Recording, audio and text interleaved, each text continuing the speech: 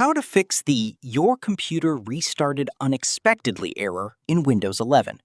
If you're seeing this error message on your screen, I'll show you exactly how to fix it. First, press the following keys on your keyboard at the same time: Shift plus F10. On some laptops, you may need to press the left Shift key, the Fn key, and the F10 key together. This should open the command prompt window. In the command prompt window, type Regit and press Enter. This will open the Registry editor. Now, click the drop-down arrow next to H-key Local Machine, then expand System, followed by Setup, then Status, and finally click on Child Completion.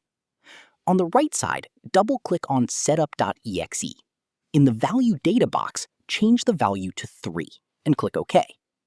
Once you've done that, restart your computer.